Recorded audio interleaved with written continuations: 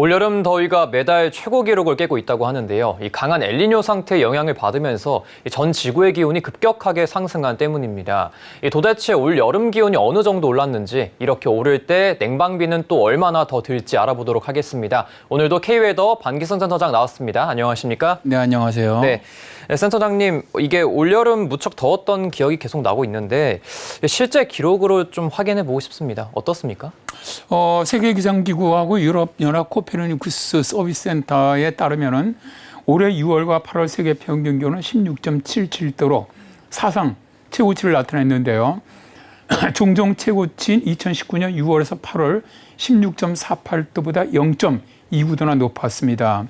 8월은 세계 평균 기온이 16.82도로 직전 7월에 이어서 역대 두 번째로 더운 달로 기록이 되었는데요.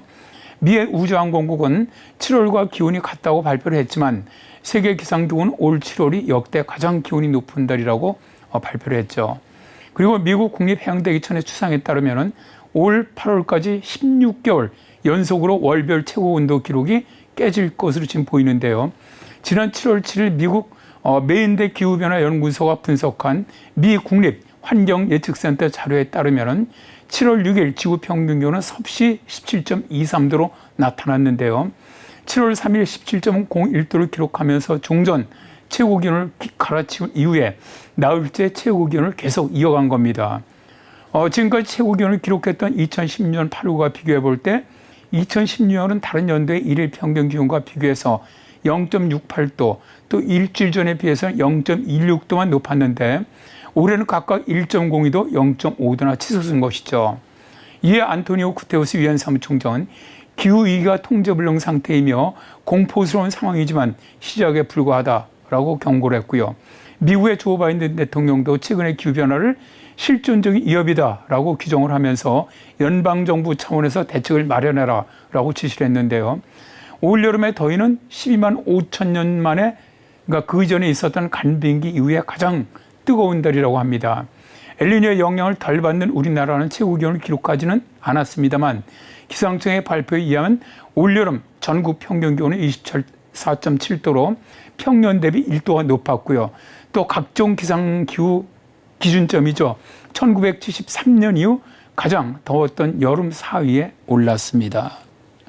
네, 이게 사상 최고치라고 계속 말씀을 하지만 이 평균 기온을 보면은 좀 얼마나 더웠는지 좀 실감이 나지 않는데 지역별로 좀 어떻습니까? 일단 저 중동 지역의 체감 온도는 67도에 육박을 했습니다. 예. 또 그리고 미국 기상청 자료에 따르면 7월 16일에 이란 남서부 해안의 페르시아 걸프 국제공항에서는 체감 온도가 66.7도까지 올랐는데요. 높은 습도가 결합되면서 극한의 체감 온도가 발생한 것이죠. 그리고 중국의 신장 위구르 자치구 산바오는 52도로 사상 최고치를 기록을 했고요. 캘리포니아 데스밸리 국립공원은 56도를 기록을 했습니다. 미국의 애리조나주 피닉스도 7월에 43도 이상인 날씨가 한 달 이상 지속되었고요. 최고 기온은 48도를 기록하기도 했습니다. 캐스케이드 루홀스케 몬타나 주립대 교수는 극한 기후가 이제는 사람을 죽이는 수준에 도달했다. 플로리다 주변의 해수 온도는 37.7도까지 올라갔다. 바다에 몸을 담그는 해수욕으로도 더위를 식힐 수는 없다는 의미다라면서 큰 우려를 표명을 했습니다. 인체가 그렇다면 더위에 견딜 수 있는 기온은 얼마가 될까요?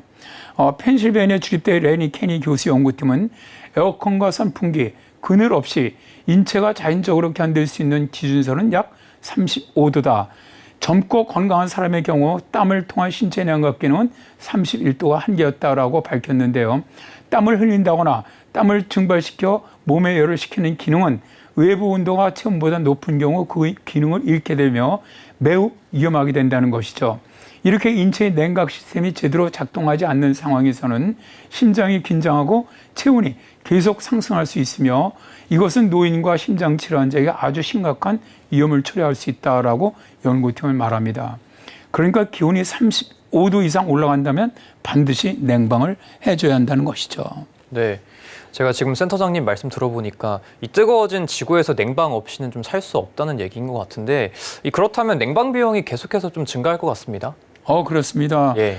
제스 리자나 영국 옥스퍼드대 박사가 이끈 옥스퍼드 대학과 영국 브리스톨대 공동 연구팀은 지난 8월 13일에 지구 온도가 향후 1.5도에서 2도 상승할 때 나라별 냉방도일 변화율을 추산을 해서 과학학술지죠. 네이처 지속 가능성에 발표를 했는데요. 냉방도일은 냉방과 난방에 필요한 에너지 비용의 산출을 위해서 만들어진 것으로 외부 기온과 실내 기온의 차, 그리고 이에 따라 소요되는 연료 소비를 고려한 기후 지수로서 도일이라는 사람이 고안된 겁니다. 근데 냉방도일은 월 일평균 기온이 기준 온도보다 높은 날들이 일평균 기온과 기준 온도와의 차를 구해서 매일 누적 합산한 것으로 적산 온도와 아주 계산하는 방법은 비슷합니다. 예를 들어 본다면 기본 온도를 18도로 선정을 한 다음에 오늘 외부 온도가 32도라면 냉방도율은 14CDD가 되고요. 그 다음날 온도가 33도라면 냉방도율은 어제 14CDD와 더불어 더해서 29CDD가 되는 것이죠. CDD는 냉방도율을 말하는 겁니다. 당연히 냉방도율이 클수록 냉방에 필요한 에너지량도 커지고 냉방비도 올라가게 되는 것이죠. 연구팀의 분석을 보면 적도 부근에 위치한 사하라 사막 이남 지역인 사힐 지역 국가들의 냉방도율이 가장 높았는데요. 중앙아프리카 공화국은 누적 냉방도율이 가장 높은 나라로 나타났고 한국의 냉방도율은 온도가 1.5에서 2도 상승할 경우 10.6%가 증가하고요. 아일랜드 같은 경우는 증가율이 37.9%로 가장 높게 나타났습니다.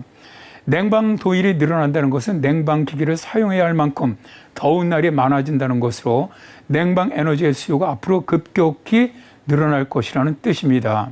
그래서 연구진은 더 더워질 세상에서 대비하기 어려운 저소득 국가들을 위해서 즉각적이고 전례 없는 국제사회의 개입이 필요하다라고 강조를 했는데요. 한국의 경우 2030년 이전에 평균 기온이 2도 이상 상승할 것으로 보이기 때문에 냉방비가 최소 10% 이상 더 든다고 보시면 되겠습니다. 네, 오늘 말씀 여기까지 들어보도록 하겠습니다. 센터장님 감사합니다. 네, 감사합니다.